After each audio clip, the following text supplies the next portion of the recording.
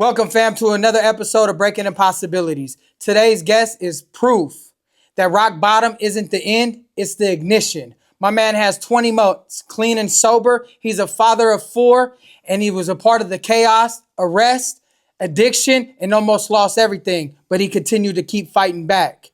My man is a motherfucking dog, from the jail cell to the gym, from imposter syndrome to inspiring others. Y'all better lock in, because my boy Keith Tankersley of Tankersley Fit is here to rock the motherfucking house. And y'all better hear what he got to say. My boy Keith, what's happening? Run it, man. I appreciate you, dog.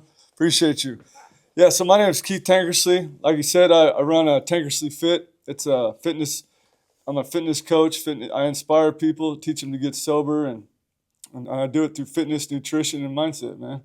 So I appreciate that intro, man. Absolutely, man. Absolutely. Definitely, Breaking Impossibilities is a movement, man. And it's about telling our stories, telling people like exactly where we came from, how we got to where we're at today, how we broke those impossibilities and really overcome the adversity, whether it's incarceration, homelessness, addiction. If you're just having a bad day, how is it that you can get over that and become the best version of yourself?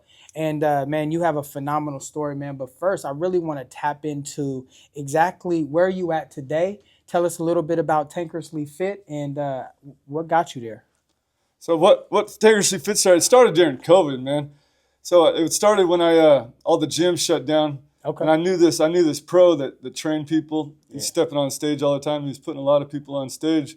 So I started training with him because he didn't require that mask bullshit in his gym. So I jumped in there, started getting real serious, learned a lot about the diet, and I joined Wes's program for a little bit too, and learned a little bit from him. And I had a lot of people coming in my garage wanting to train with me at the time because they saw what I was about. They saw I was getting serious with it, and I just really gained a following. A lot of people working out with me, so I said, "Fuck it, I'm gonna push this shit online." I got sober. See, I like how you were talking about the imposter syndrome. It was a calling that I've always had, to jump online and teach people. Yeah. Because I already had the fitness locked in, but I was still drinking. I was still drinking heavy, and it was about to break on me. So I knew I had to get rid of that vice that was hanging on to me before I could actually fully go out on the internet and claim who the fuck I say I am, you know? Absolutely, man. And I brought that up, man, because I know when we talked yesterday on the phone, you were talking about how you wanted to continue, how you wanted to start this, but you felt like you was a fraud, right? You was like, but it's always been in your heart, man. I mean, like, you're doing exactly what you're supposed to be doing, and that's helping people. That's exactly why you've already had like people coming and wanting to train with you in the garage, having a following, right? People are attracted to that, man. So you are serving the purpose. You turned your pain into purpose, man. Absolutely. And man, that's huge, man. And shout out to the OG Wes Watson, man. Yeah, he is. You know what I'm saying? I know you mentioned him and you joined his program, man. And how did that help you get to the place you are today? Bro, he inspired the fuck out of me, especially when I was drinking real heavy. I was having a lot of mental anguish, man. It wasn't, like I said before, it's not just the jail time and all the other bullshit, but it was the mental anguish. Like I've said, I remember coming back home from work, just all the trouble that I knew was coming my way. They call them come-uppins. My dad likes to call that because he's got 40 years sober too. And he always tells me, "Son, you're going to end up back in jail again." I said, "No, I'm going to quit drinking and driving.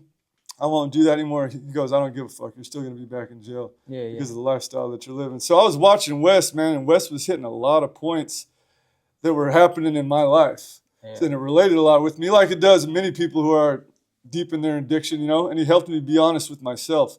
He taught me, like, when you step in the mirror, how to be honest with who the fuck you really are. And a man is accountable to himself and to his people that rely on him. So he helped me a lot in that sense, man. Absolutely, man. That's huge, man. I really like to shout people out on here, give them their flowers, man, because there's a lot of people that are doing a lot of great work in the community with people, entrepreneurs, and it's important that we give them their flowers and acknowledge them. No matter how much their following is millions and thousands of fans, we still like to shout them out, man, no matter what it is, because, man, they deserve that. They need to be acknowledged for all the hard work that they put in, man. Absolutely, man. That dude deserves it. Yeah. Absolutely, man. And you do too, man, because you're doing some great work too, man. How many people do you got with Tankersley Fit right now? Right now, I currently have 10. I have 10 people I'm training right now. Okay. At the current moment. So I'm just getting started, though, man. I'm just breaking through it right now. Okay, you know? okay. And if you could holler at somebody that's listening right now, man, that is trying to figure out fitness, wants to know how to get in touch with you, man, you could let them know like what's going on right now, man. How can they get in touch Yeah, with you? just drop me a DM on my Instagram. It's easy to get, and I have a link at the bottom with a website. You could drop me a message in there too as well. It's real simple to get a hold of me, man. Tankersley_fit. Drop me a DM. I'll get back to you right away. Ain't no fucking chatbots, huh? No, It's none you, of that huh? shit. Yeah, I'm talking to you directly. I even shoot people fucking FaceTimes. A lot of times they don't believe I'm who I say I am. Hey, They ask me questions. I'll respond with a fucking FaceTime message, you know? absolutely, man. So It's more personable. absolutely, man. So if you really trying to hop on, man, and hit this man up, he's on Instagram, and he's not hard to find. We'll drop that in the description down below. So if you have any questions or anything like that, man, get at my man for the fitness, huh? I appreciate you, man. Anybody who has a hard time getting a hold of somebody, especially a fitness coach that's looking for the business, they're just having accountability issues. That's all it is. Absolutely, man. Yeah, it's a fucking bullshit workaround. Yeah, no, for sure, man. And I had one of the previous episodes, man. I had my really good friend on here, the coach Paul, man, and he's a fitness coach too. And I mean, he's a go getter. You know what I mean? He's responding to DMs. He's doing all of that exact same thing that you're doing, man. So I got a huge admiration for you guys that do fitness, man, because I'm big into fitness too, man. You know, absolutely. We just got a good workout in this morning. Yeah, that was a good workout, man. Absolutely, man. My arms are sore right now. You know what I mean? I'm already feeling it. I'm gonna sleep good tonight. But let's take it back to you grew up Stockton and Linden in California? Yeah. I went to high school. Actually, I started out going to school, kindergarten through, let's see, 6th grade out in Lockford, Clements, Lockford area. Then my parents split up. Then I moved out to Linden. And my dad lived out in Linden, and my mom lived in Lodi, Stockton area. So it was back and forth between those two places, you know. And then how was your like upbringing, man? Your family dynamic and stuff like that. You know, my upbringing was good. It was good, but I had all the freedom to do whatever the fuck I wanted. I had nobody holding me back from anything. Like I've used each parent against each other, like adolescents always do, and I got all the freedom I wanted, you know. But my dad wouldn't hand me nothing, so it was all work, no play from a very young age. Learned a lot of hard lessons very young, you know. Yeah, absolutely, as you should. Pops has been in your life. Yeah, he's been in my life, and he's been very instrumental in my sobriety too, because he's been teaching me since I was way before I even touched alcohol that I got that chemistry and I'm going to have a problem with it. And I never knew what the fuck he was talking about, and he'd been preaching the program to me since before I was 12 years old, man. And yeah, very instrumental. And slowly, all the shit that he said started making sense and started coming true in my life. And here I am, man. It's funny how that shit works. Funny how that shit works, man. And I had to take a minute, man, because you just hit a point for me, man. My father passed away last year, August 4th. Yeah, I'm sorry to hear that, man. And you know, he was huge in my recovery as well. Yeah. He never really pushed me towards a program when I was out there running the streets of Oakland, homeless, shooting dope, whatever it was. He always just was there to support me, but he always was an example of what it looked like to get clean. My dad was a heavy alcoholic. He almost died. He had, liver problems and all of this, and he had to stop drinking because if not, man, he would end up dying, Mm-hmm. But he never really pushed me. But when I did get into the program, he was my right hand man. Man, he definitely put me in a position to win. Like not even put me in a position, but he was put himself in a position to support me so I could win. And he's coached me. He's dropped some dimes on me. We used to do the family group in recovery and stuff like that, man. It was just really huge, his impact, man. And so when you mentioned your dad being, that figure in your recovery, that kind of hit home for me, man. So it's like I had almost choked up right there. So I had to really, because it's really, my dad was my dude, man. He was really that yeah, man, likewise, man. Likewise. I understand it. I really do, man. Yeah. My dad's going through a lot of health problems as well, He's in his mid-70s. So, and with all that said, he still hasn't given alcohol permission to drink. He hasn't given nothing permission for him to drink. All the pain that he's in and suffering. He's had major heart attacks. He died in the Philippines. They brought him back. So survivor. A warrior. Yeah, he is. He really is, man. He really is. Them old timers are from a different era, man. I think that's like the Tankersley motto right there. It's just fucking warriors. I've been looking for a good slogan, man. I might use that shit. Dropping dimes, man, here on the podcast. That's a fact. Hey, but so take me back to you said you was drinking. When did you start drinking? 12 years old. I'll never forget. I had a little party outside my house. My dad let me do whatever, so we had some girls over and stuff. Even at that young ass age, it sounds crazy, man, because I got kids, and I can't. My kids are so much more innocent. Well, I shouldn't even say innocent, just less experienced with life than I was growing up. Shelter. Maybe it's a good thing, you know. But yeah, and the first time I got a good buzz, man, I already knew I met my best friend. It was a strange thing. It was fucking took off from there. Yes, first it was a wrap. Since then, all the way up until 40 years old, man, I barely missed a weekend in my life without drinking. 28 years you've been drinking. Yeah, you were drinking 28 years. Fucking A, man. Okay, and that's I've done everything drinking. Everything I've done in my life was fucking done with alcohol. Take me to some of your darkest moments, man, when you were drinking. Alcohol is just really it's put me in situations that should have taken my life many times, man. Many times. I've talked about it before on this podcast. You know, I've had my jaw snapped a few times. I've had people put guns in my face. You know, just been around a lot of people wrecking different shit, dirt bikes. Because we were always the group that I ran with. They're all adrenaline junkies, racers, and we did all that shit drinking. I mean, you're from the country. Damn. Yeah. We got away with everything, man. People with mailbox bash with bats. We used to use 12-gauge shotguns, man. I've told you guys that before. It's just, that's the kind of shit we did. We all carried fucking guns all the time. We just never got caught for anything because we were out there where no cops were, you know. We used to race all the time. So I was good at working on cars because I didn't have one.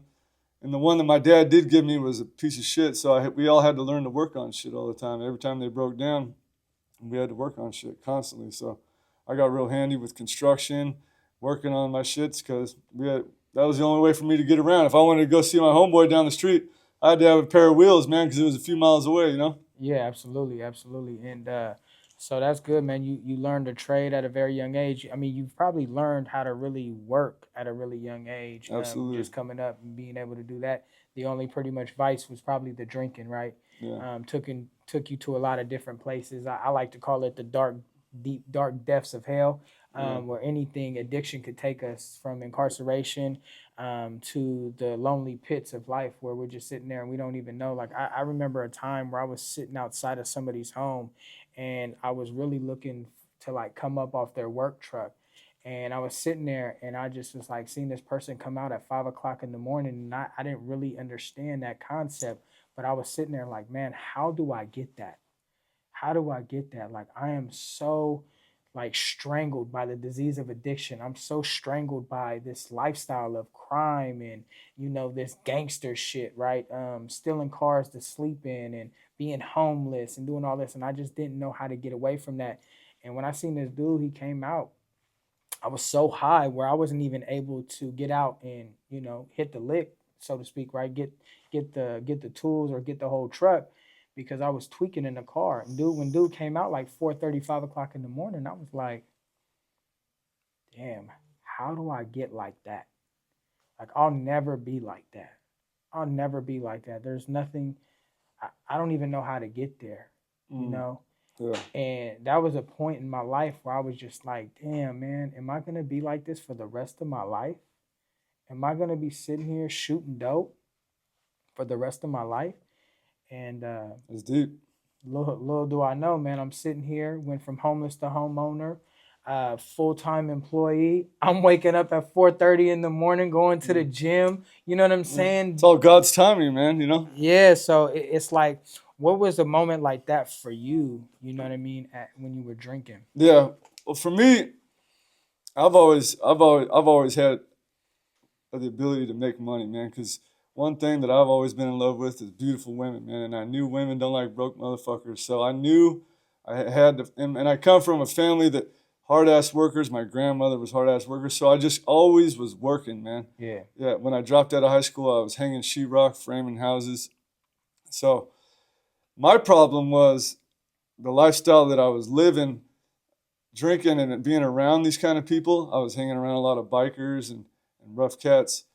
They put you in situations, even though you're not asking for it, you know, because I wasn't looking for violence, but it's going to find you. Yeah. So one of the deep, dark places that I've been to recently, because alcohol progresses on you, man. It's cunning, baffling, and powerful. And Absolutely. without help, it's too much for you sometimes, you know. For sure. But as of recently, when I was 40 years old, you know, I was out drinking in my garage, drinking a bottle of tequila, and my wife finally had enough of my shit, man. She had enough of my lifestyle I was living. She was always mad at me for everything for having people over and just getting into shit all the time, being out all night, driving my fucking Harley drunk. She knew she wasn't gonna have a father for her kids. She knew that was coming very close, so she had enough of me, and we got in an argument, and she called the cops, said, "Fuck, I had enough of this dude," and I got taken out of my own house that I own, and a restraining order from me, and she put it on my kids for some reason, and then I wasn't able to see my kids for a few months. Nothing, man. So that was the real kicker. Even though I'd been to jail and stuff a bunch of times in the past for dumbass shit, you know, running over shit and stupid shit like that. Yeah. And I got caught with a firearm once, because like I said, we were always packing just for the hell of it. But yeah, that was it took my kids, man. It took losing them for it to really hit me and say, hey, man, I got to do something about this. Even though I already knew death was coming or prison time, but that's what really got to me. So that was a very dark moment for me right there. And another dark moment I had one time was I was at a bar, getting into shit, and next thing I know, I don't even remember. I was in a blackout. My wife took my phone. She ran it because she thought I was talking to some other female or something. She ran in the women's bathroom. I kicked the door open to go get my phone. The bouncers didn't like that. They had somebody else there. All I know is they fucking curb stomped my head, man. I woke up the next morning in my bed, and my wife was just like, fucking, dude, I'm done with your shit, man. I'm done with the fucking way you act. I'm done with the way you are, you know. So I've had a lot of shit like that happen to me. And that was the curb stomp was before. Yeah, that was before. I've had a lot of those instances, man. You know, without my wife being there. But that really hit home for me because her seeing me in that state, that shit's embarrassing, man. True man shouldn't be fucking living like that fake ass life like that. You know, it was just really humbling. Yeah, I had my jaw wired shut before because somebody got beat up in my house. A biker got beat up at my house, inside my house. I didn't even really have nothing to do with the altercation, but because it was at my house, they came back 3 days later and with a bunch of people to get me, you know? Yeah. So they came to my house and fucking escorted me in my house, took my phone, put a piece to my head. Enforcers were fucking masked up. They were ready to do fucking work on me. God saved me, man. That's all it was. God saved me. They just fucking snapped my jaw, had it wired shut for a few weeks, and that was the end of that story. But and that still wasn't enough for you to stop drinking. No, that's the way alcohol is, man. It fucking lies to you constantly, man. It keeps telling you, like I've said, somehow, someday, some way, you'll be able to arrest disease on your own without abstinence, and that's a fucking lie. For some people, that's a lie. They're never going to get away with it. They're never going to heal it, you know. So I know we come from two different backgrounds and two different diseases, man, but all in all, it's the same shit, you know? Oh, yeah, no, it's for sure all the same shit. Yeah, it's the same shit. The bottom is the bottom. Yeah. It's still cold, dark, and lonely down there. Yeah. You know what I mean? Regardless of, you know, where we came from, the journeys of the past that we created. But that's why it's so important for your story to get out there, because there's somebody just like you, suffering just like you, like sitting there not even thinking that it's a problem, but going through it. Probably lying to themselves like, oh, no, I'm good. This is, you know what I mean? This is who I am. I ain't no punk bitch. I'm the real motherfucker like this, that, and the other. You know what I mean? Because that's a lot of the shit that goes on. Like, oh, I ain't no bitch. I'm going to keep pushing. You know what I mean? I'm going to keep going. Now, I used to think that way. I used to think that exact same way right there. Like what? You know what that is? That's just denial right there. That's all the fuck that is. It's a fake facade that we put on to try to fucking mask how we really feel inside. Because we're all the same. We all wake up in the morning like, motherfucker, is this really who I am? Because you're really being a bitch by not fucking looking at yourself and telling yourself the truth, you know, about who you are. Because it's harder to quit something than it is to fucking stay engaged in it. You know what I'm saying? It's much harder. Absolutely. Absolutely. And Say that again. well, it's harder. It's harder for any man to quit doing the things in his lifestyle that he thinks that he loves. You know, Yeah. it's much harder to be accountable and to lock yourself into what's right, man. And that's the gangster shit. Yeah, that truly is. That's the You gangster guys think shit. you got nuts? Try to quit. Yeah, yeah, yeah. You know what I'm saying? Yeah. You think you got nuts? Absolutely. Yeah. Hey, no, that's the gangster shit. The gangster shit is when you're paying bills, taking care of your children, going to work, coming back home, still paying the bills, paying more bills, handling your business and taking care of your family and not giving up on yourself or your family and keep pushing forward in a positive, progressive, productive way. That's the gangster shit. The gangster shit isn't out there with the clowns, with the guns, packing, running up on people, doing this, thinking you're a badass, going to jail, coming out. If you ask anybody right now that's doing some significant time or any time at all, they're going to tell you, don't do this shit. This is what losers do. Promise you that. Yeah, it always cracks me up how everybody, as soon as they start drinking, they have a few drinks, 1, 2, 3. Before you know it, they're all badasses and fucking UFC fighters and everything like that. I say, well, let's go in the gym and get a workout. They won't even come do a 15-minute fucking circuit. You know, they're falling out. It's all talk, you know. Well, I pray for anybody that's going to do a 15-minute circuit with you, brother. Yeah, because that ain't, you know. Yeah. We get down, man. That's one thing I love doing. I love training intensely. And I'll give another shout out to Mr. Strong Mind, Strong Body. That's the cat, man, that taught me how to work out correctly, dude. Okay. That dude does not fuck around. Hope you see this, dog, because you're the fucking man when it came to that, man. He's the one that taught me how to train correctly. And he's a pro. He's been on stage a lot. He trains intensity, man. And that's your boy from back home? Yep. Oh, yep. Yeah. You talked a lot about him. Yeah. Yeah, man. So I got a lot of respect for that dude, man. He's been put me on game on a lot of shit. Absolutely, man. So what other things are you doing right now besides Tankersley Fit, man? Is there anything else? Yeah, I'm a controller for a natural gas pipeline facility, storage facility. So we pump natural gas. We do natural gas transmission is what we do, underground transmission. We got a 30-inch line that runs underground, and we pump it in the wells, and then we pump it back and forth to PG&E using a big 16-cylinder Caterpillar engines and 6-cylinder compressors. We build up the pressure and go back and forth depending on demand, you know. We do the transmission end of it, so I don't know how much you know about pressure, but we run up like upwards of 1,500 pounds usually. Sometimes even higher than that at our other facility. Yeah, man. I make love to pressure. Straight up. Absolutely. Pressure makes diamonds, man. That's right. Yeah, that's a fact. Yeah. But the pressure gas that you're talking about, don't really know much about. Yeah. But you know what I mean? That, yeah, it's what I've been doing. That, and I used to frame houses and things like that. So absolutely, man. And that's huge, man. Because you've always worked, you've always had a job, you've always been able to make money. And I know, there was a time where you were kind of on your own, right? You were about, 17 years old? Yeah. You moved out of your pop's house, your parents' house, and you went out on your own? Yeah, so in high school, I started dating this girl, and we started playing house at a young age, And my dad was like, I can't have you guys over here fucking playing house.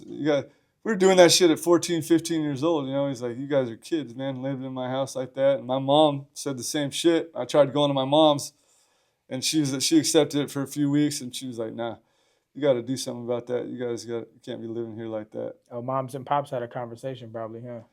I don't know, man. That's a question I haven't asked. They weren't getting along back then, so I'm not too sure about that, Yeah. But, long story short, my dad said, get your own fucking spot. So I did. We got our own little spot when I was 17 years old.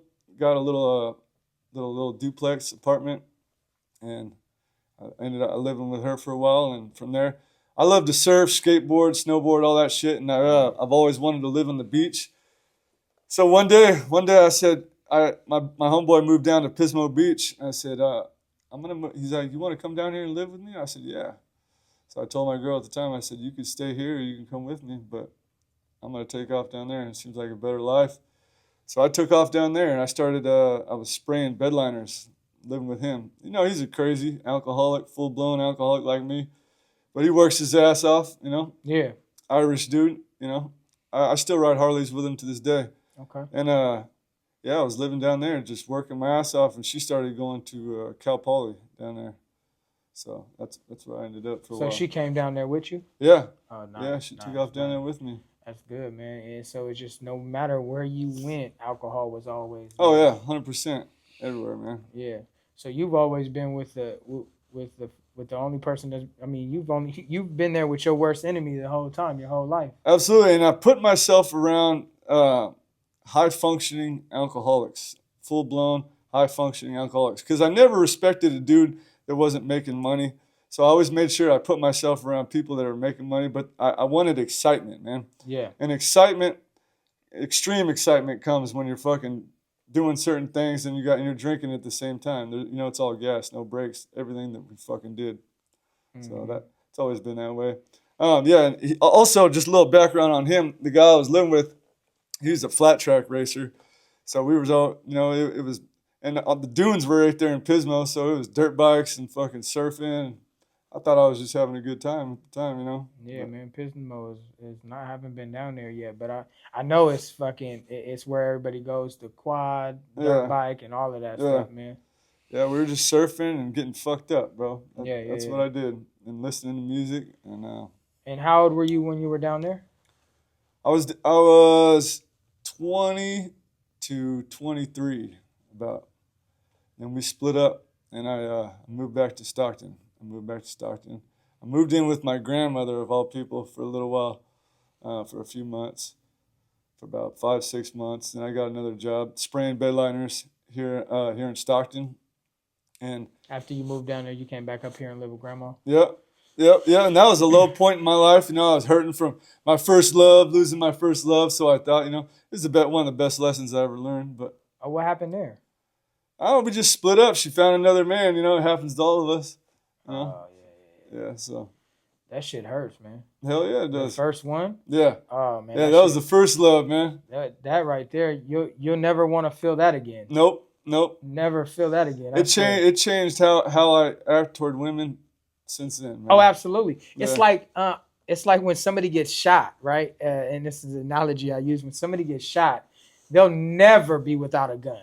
They'll never I've heard that. Yeah, they'll never be. Shit. They'll never be without a gun, right? I'm not trying to find out, but I still fucking. Yeah, they'll never be without a gun. But anybody that's got their heart broken, that won't happen again. No, I got my heart broken, and I was like, oh fuck that. Yeah. Oh no. So I went on a rampage for 15 years. Yeah. Just hate to say it, but womanizing like a motherfucker, man. Absolutely, yeah, for sure.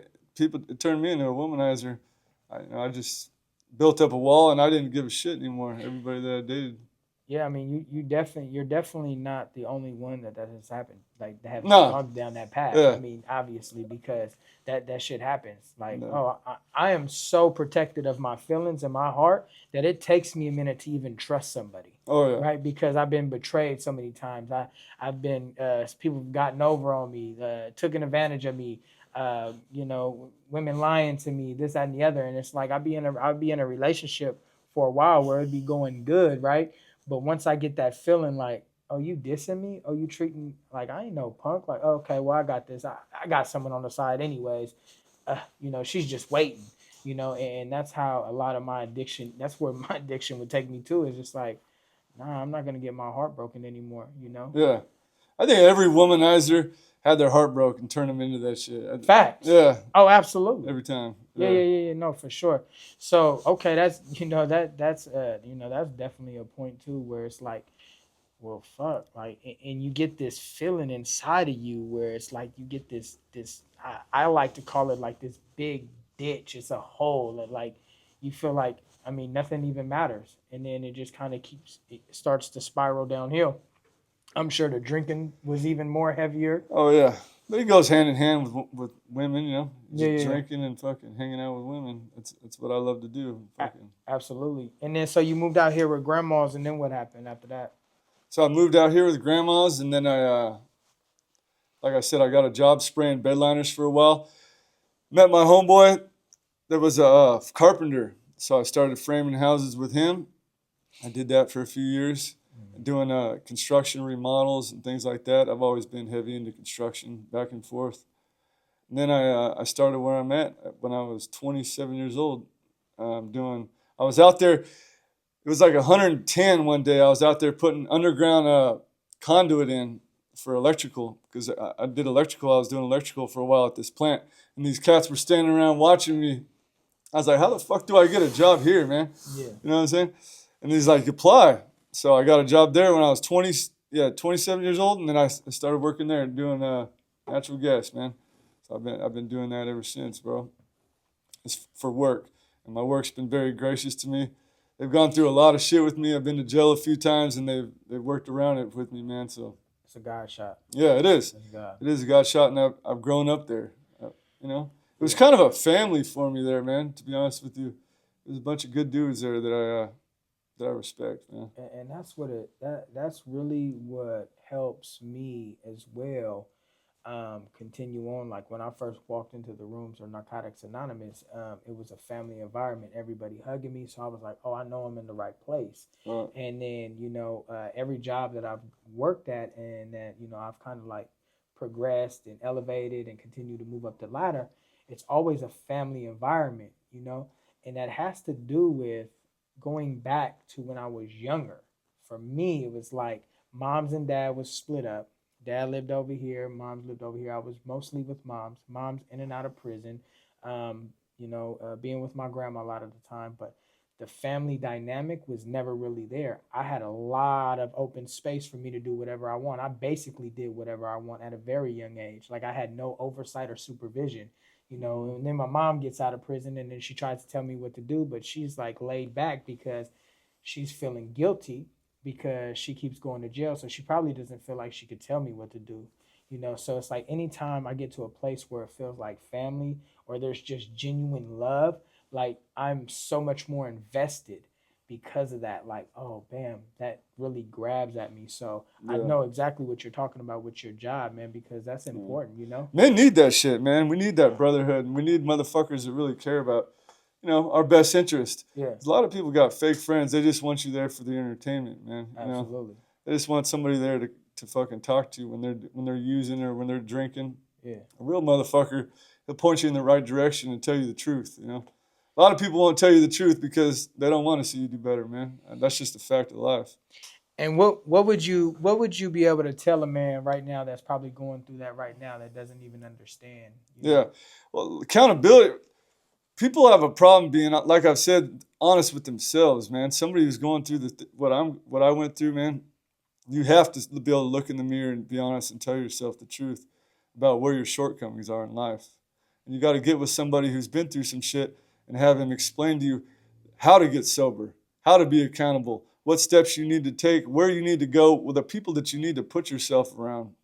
Because you can't be around people that are constantly doing what you used to do, anymore. It just doesn't work.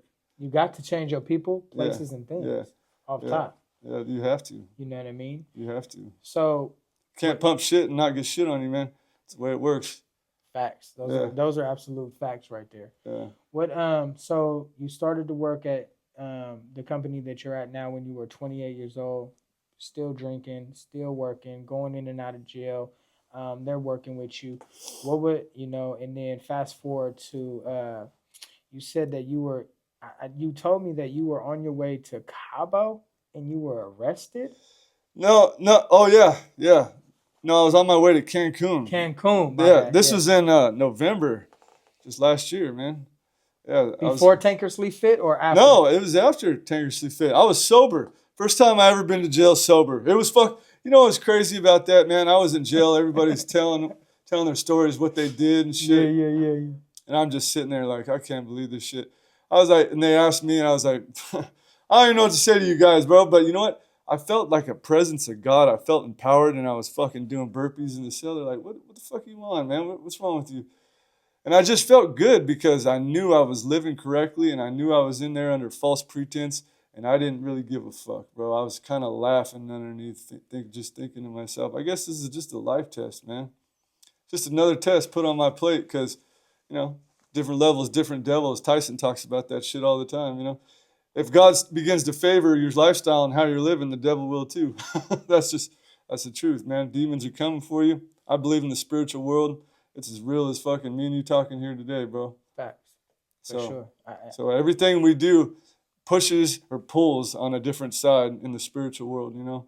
Every morning I wake up, from now on, I've been praying every single fucking morning. Come on. And I have a 45-minute drive on the way to work. I listen to gospel music on the way to work, man. Come on. Yeah, man. Yeah, just those are your coping skills. Those are your yeah, tools. man. I don't even want to say coping. I want to say it just fucking empowers me, bro. Empowers you. Empowers me for the day. Okay. I get a direct connection from the spirit world, man, and it gives me direction. You know what I call that is those are tools in our survival toolkit. Yeah. We got a survival toolbox that we carry around with us, and because we've been through so much shit, right? Yeah. Addiction, incarceration, and all of that, that we have to pull certain things out to keep us going. And those are some of the things that are in your toolbox, man, is listening to the music, you know, having time for yourself, you know, and being able to be present is huge in recovery and in life to get anywhere. You know what I mean? So, man, that's huge. I'm glad that you even mentioned that, man. Yeah. Because some people don't even understand that, like, implementing these small little tasks. Yeah. If you're not pulling from the source, you're missing out, man. I've had people tell me that, and I firsthand had to see it, you know, to really understand what it's about. Absolutely. Because he'll be the horse. You just be the horsepower, and he'll guide that shit, man. It doesn't matter where you're going, as long as you know it's the right direction. He'll guide that shit. But you guys got to get moving. A lot of people just won't. They won't fucking start, man, because they don't believe in themselves. Because they won't. Yeah, they won't. They won't begin moving. They think they got to have a perfect plan for everything all the time, and that's not the case, man. God will direct that shit for you if you put the work in and you pray, man, and you believe. You go off faith, you know. Faith, man. It's faith. It's a true testament of faith. It was whether you get moving or not, you know. And I'm going to share something with you, too, on that, because I also believe everything happens for a reason. For me, even with this podcast, right, bringing people, I've been talking about doing it for so many years, right? I've been talking about, you know, getting a podcast, getting the mic, getting the camera, doing all these things, and, you know, even interviewing people on Facebook or Instagram Live and stuff like that. But I never took any action. Yeah. I always had a great idea, but I had no plan. I never implemented anything in my life to make that shit happen, and all it was a great idea. So I'm very heavy on talking to people and helping them understand, like, if you keep thinking about doing something and you don't do it, you're gonna regret it later on. It's a calling. It's a calling. Absolutely. Yeah, it's a calling from God, I believe. It was, you know. So when I you know, shout out to my boy Zune, man, appreciate you, big dog, love you more than you know. Absolutely a phenomenal, legendary person. Yeah, he is. So when you know, I was able to link up with him, and, you know, he provided me this opportunity. There was no. There wasn't an option for no. God told me, no, it's no. It's a yes. Make it happen. There's no. You can't say no to this, no matter how much you're battling with it inside, because that's the internal self-doubt, negative self-talk. The enemy's talking to me. Nah, you don't need to do that. People ain't going to follow you. You're not going to connect with anybody. You don't really have a story to tell. People are tired of hearing about you being homeless in jail and in the streets of Oakland. And isn't that funny how that shit works, man? That's fuck. I hate that voice, man. Right? And I tell that motherfucker to get off me, dude. Yeah. But my fucking heart is the one that told me no, push through. Yeah. Nope. Yep, absolutely. Sign me up. I'm coming anyways. And I was so afraid and just worried about what everybody thought the first time I came to record, where I was like, I don't know what I'm going to say. I'm going to mess up. Oh, I need this. I need that. And you know what? Just fucking let it go. You know what I mean? And straight up. So, and Zoom's big on that, is talking from the heart, being genuine, being raw and affectionate, and all of that stuff. Absolutely. And connecting with the audience, and just be your genuine self. So, and that right there has helped me, right, is just to continue to keep going, is just to take action. No is not an option anymore. No. It's all yes. I don't care what the price is on it. We're just going to have to make it happen. You know what I mean? Just keep pushing through, man. That's why they call it God's a way maker. They say that shit for a reason, I love man. that, You know man. what I'm saying? He's a way maker. And your next level is never going to fit your financial budget. It's never going to fit your time frame. And it's never going to come without its fair share of stress, man. That's just the way it works. It's just getting into action. You got to do it, and God will make a way. God will make the finances work. I've had it happen to me countless fucking times on all 3 levels. Oh, you are so right. Yeah, and the more stress it causes you, the more you know you're fucking about to level up, dude. Straight up. Oh my God, you have, I mean, Yeah. absolutely right, y'all. Y'all really have to take that in because it's so important. Like, even when it was for me when I was buying the home, it was so stressful. I didn't even understand how we were going to make it. I didn't even know if we were going to be able to make the mortgage and all the bills, but something just kept pushing me. Go, just keep going, just keep Move. going, just keep going. Don't matter, because everything else in your life. I've been to jail clean twice, by the way. You know what I mean? Have you? Yeah, and had to Oh, push, shit. and I had to push through that shit. And then looking at prison time and everything. You know what I'm saying?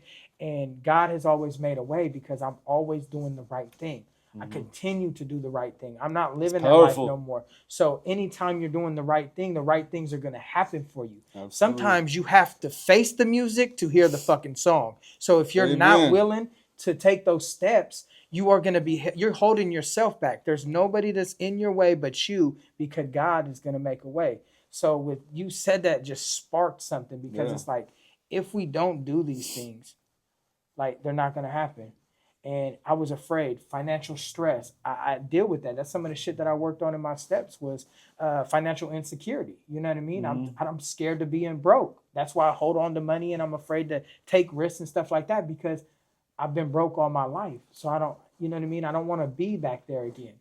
But when I'm having that stress, I know you said, my financial, the financial part of me right now probably doesn't fit what the future looks like. But if you dive into that future plan is going to be able to provide for any of the financials that you're going to need to take care of whatever it is that you need. Facts, bro. Facts, man. So. Yeah, man. So, man, you that was some powerful shit that you just said. Just a little bit of those words could like, I know, made the man start talking. Huh? Yeah. So, but also, man, so you're working there, and you was arrested, identity theft, going to Cancun. Yeah. So anyway, yeah. So what happened is I'm walking down. I'm in there with about 20 people. My mom, my sister, all their kids. Yeah, I got the whole gang with me, man. So I've already went through customs and everything. They've already looked at my passport, so they must have been planning. They must have been on me already. Oh yeah, you got. I don't know why they waited so long. It's kind of crazy, but they waited till I started boarding the plane, walking down the chute to board the plane, and then the federal police came up to me and asked me, "Are you Keith Tankersley?" I said, "Yeah."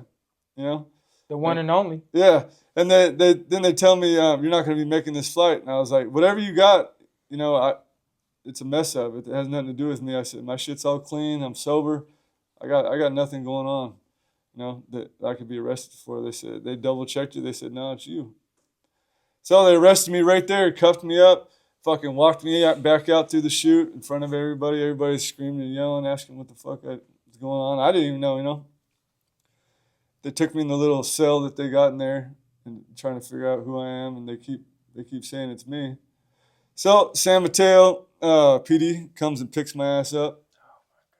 Yeah, they throw me in fucking jail in there. And I thought I'd tell them one more time. I was like, "You got the wrong dude." When they're about to dress you out, they're like, "Yeah, everybody's innocent in here. Fucking bend over, motherfucker." Absolutely. Yeah. So threw on my oranges, and I was in there, and so I called. I'm scrambling around to try. They give you that fucking phone cord that this long on the other side of the cell. Yeah. See, and you got a 10-digit fucking thing just to get inside the phone. Yeah. So I'm running over the glass. I got to remember the bail bondsman number, and then I go back over here, and I'm trying to remember that shit. Anyways, I call the bail bondsman. He tells me, "Hey, big dog, you got 20-something felonies against you." I'm like, "What?" Yeah. He's like, "You got robbery and all this shit." Yeah. And I was like, "I've never robbed anything, man. That just wasn't my MO. I've done a lot of shit, but I was never a thief, So that's just one thing I just didn't do. I never was." So they fucking, I got bailed out. 18 grand it cost me. Had to attach my house. Thank God I had a house, otherwise I'd probably still be in there. Had to hire a high-paid fucking lawyer, and had to hire a private investigator to investigate the whole situation, and ended up costing me north of 40 grand for the whole thing after it was all said and done, about 5 different court dates. What had happened, my dad sold a truck 3 years prior. Okay, his name's Keith Tankersley as well. I'm Keith Tankersley Jr. Anyways, he sold this truck to a dude that let some people use his truck to commit a bunch of crimes. Here's the fucking irony behind it. Okay, the female that was involved in all these robberies, her name was Caitlin Tankersley. My wife is Katrina Tankersley. And she's legit. That's legit her name. I don't even know how that happened. And she committed all those robberies that close to me in Manteca. I live in Stockton. It's about a 15, 20-minute drive away. So she was doing all this dirt. And what else is crazy is the way I found out, I provided them with most of the evidence. My mother-in-law was looking through scouring the internet, looking for something, you know, some kind of robberies or some kind of, to try to figure out what the fuck's going on. And she catches a video of a couple doing a robbery in Manteca. I zoom in on the video. I'm like, that's my dad's old fucking truck right there. I look at the license plate and I go back because my wife sold his car for him on Craigslist or Facebook Marketplace or one of those places. I zoom on the plate. I match the plates up. So yeah, long story short, man, that's what happened, and we figured it all out. And yeah, I still didn't get my fucking money back either from that people. That's crazy. The system can do that to you and not reimburse you. You know, the system's broken, bro. They just wanted a conviction, and if I wouldn't have had the money to get bailed out, I probably would have been convicted and in prison. Yeah, for sure. Because San Mateo, that's what they do. They send you to prison. Yeah, absolutely. Yeah, I had no way to fight it, man. If I would have been stuck in jail. Yeah, no. And you know what else is crazy is that girl, Caitlin, had a rap sheet a mile long of her doing those robberies in the past and things like that. And she was in jail and they let her out and they said I masterminded the whole thing. I've never met the chick in my life. She must have found me on Instagram or something like that. Found my address and everything. Set me up, bro. So that's it in a nutshell right there. Man, that right there is insane. Yeah, it's some shit people write books on, you know? It's fucking crazy, man. Man, so I had some identity theft shit happen to me too, man. Somebody bought a house in Texas. No shit. Yeah, they were calling me talking about I owed 13 grand. Damn. And I was like, and the first thing I said was, I don't know what's going on. I don't know what you have. I says, but this is identity theft. Yeah. I says, first of all, I'm white, I'm redhead. I says, I have no business going to Texas. I will be sunburned. I don't fuck with the sun. And she was like, what? And I'm just like, I've never been to Texas. I don't plan on going to Texas. I heard it's really hot down there. Mm-hmm. Arizona, I stay out of the heat, you know? Yeah. So it's like, I was like, there's no way. I says, you know, and I got an eviction on my name because of this shit, man. So, you know, all you identity thieves out there, man, fuck you. Yeah, get a real fucking job. If you put all that effort putting it on yourself, man, you'd probably be good at something. I mean, fuck, you're actually really good at something. I mean, you need to turn that shit over. So how did you get your credit back or anything? Yeah, so I was able to fix a lot of that stuff, man, but I still have an eviction down there in the, so it wasn't that they bought a house. They actually rented this house out and never paid the rent. And somebody was signing the name and everything. You know, I did my own investigation and I found out that wasn't even my signature. I was able to get in touch with the owner of the rental properties and talk to them. And, you know, I was like, hey, man, you know, and the reason why I shared that I'm white, you know, is because I told that to the dude. I said, hey, bro, I'm white. You know what I mean? I got red hair. He was like, you're white? He was like, well, the Justin I've been talking to is black. And I was like, bro, that should be enough right there. I said, bro, I'll send you my ID right now. As a matter of fact, I FaceTimed him.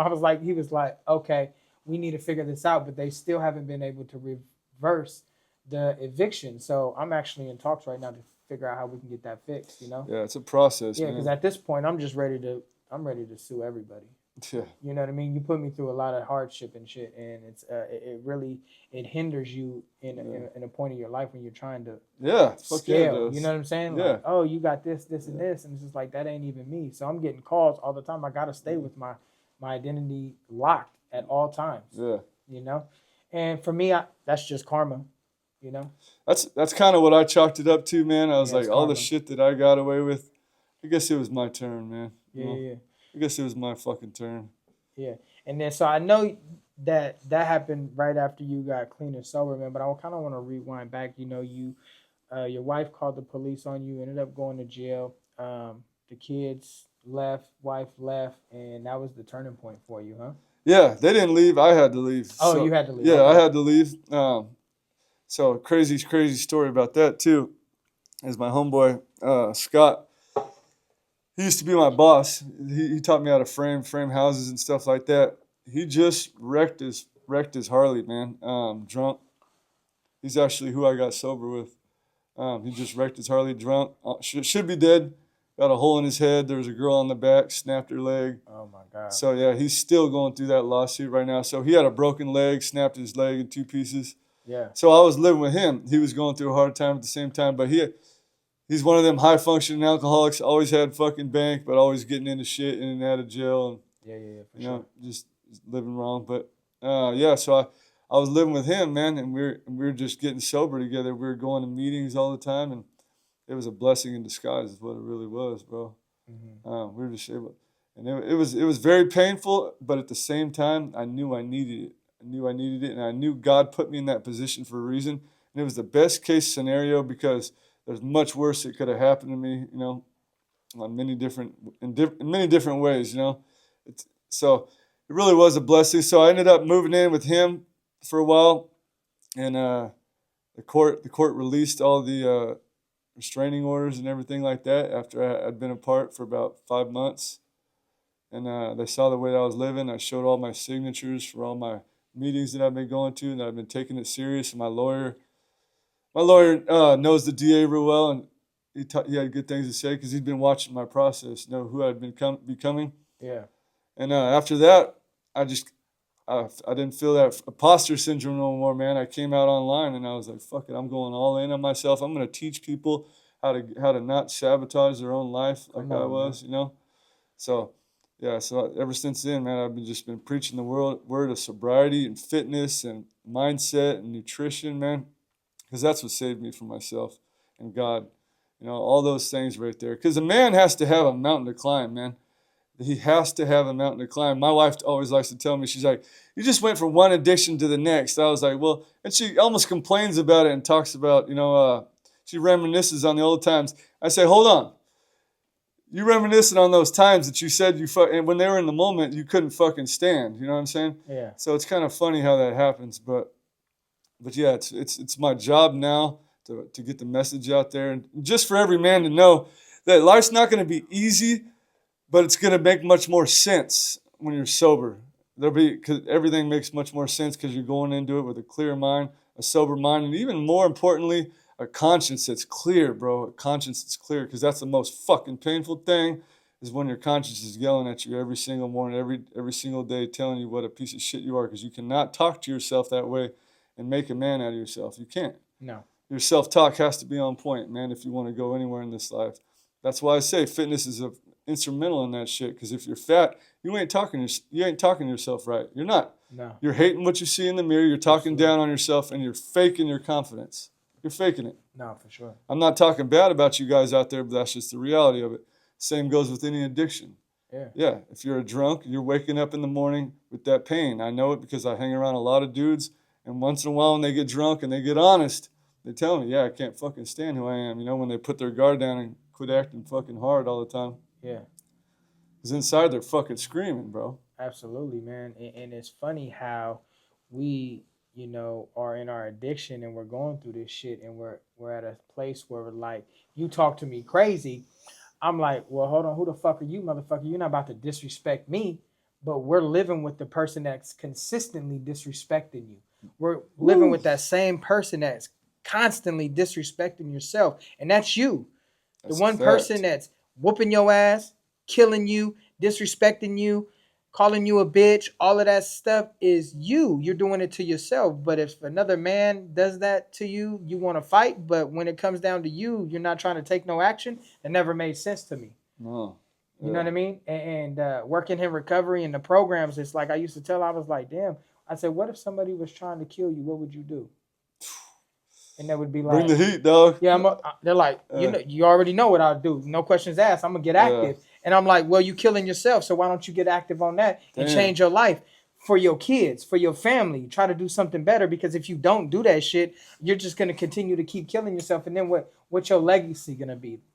Hit it, bro. You know what I mean? Yeah, it's powerful. And that's what it's all about, man. Yeah. And you know, before we start to close out this, man, I just want to tell you, man, we on this show, man, we give out flowers, man. So like for you, I've never got flowers before in my life, man. It's a first, but you know, I accept that shit, bro. Yeah. We give you your kudos, man. And but I just want to give you your flowers, man, because you're doing a lot, man. 20 months clean and sober, man. That's huge. Most people don't make it 20 seconds. You know what I'm saying? Yeah. You're a father, man. You didn't just change your life for you, but you changed your life for your kids, man. You know what I mean? That's huge, right? And to be there for your wife, man, so she's not doing it alone. Right. You know? Yeah. You didn't make a decision just for yourself. You made a decision for your family, right? And now you're not only there for your family, but you're helping other people get outside of their struggles, learning how to be sober and clean, learning how to work out and create a routine and be structured, learning how to take care of themselves with nutrition, fitness, and being the best version of themselves. And that's what this is all about, is how can we overcome these obstacles in life? If you don't know how, you need to hit somebody up. You need to get yourself a coach. If you need fitness, holler at my man right here, Tankersley Fit on Instagram.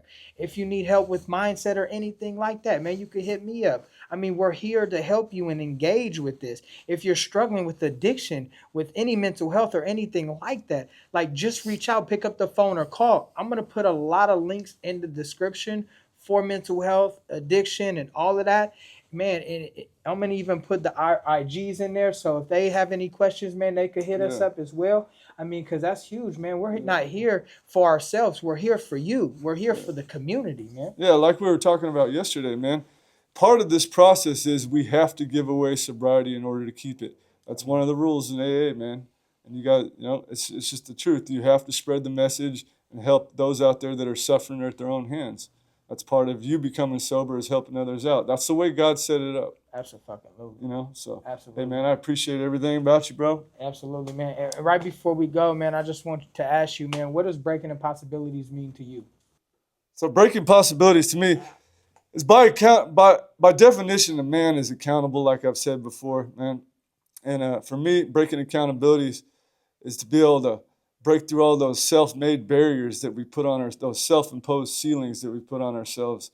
You know, we don't have any confidence when we choose to live certain paths in our life, when we're continuing to drink, continuing to suffer at the hands of our own selves, and it takes away our confidence, so we're not able to break through those barriers. So sobriety, you teaching sobriety and showing them a way out is showing them that they can make anything possible in their life once they choose to believe in themselves, you know?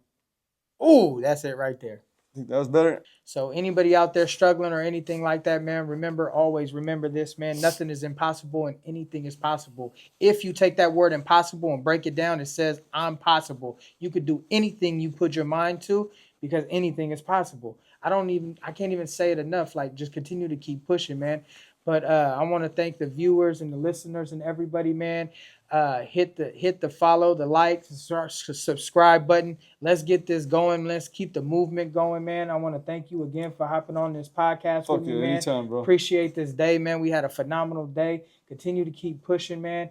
And again, man, just be legendary, brother. Fuck yeah. Likewise, bro. Thank you, brother. Thank you.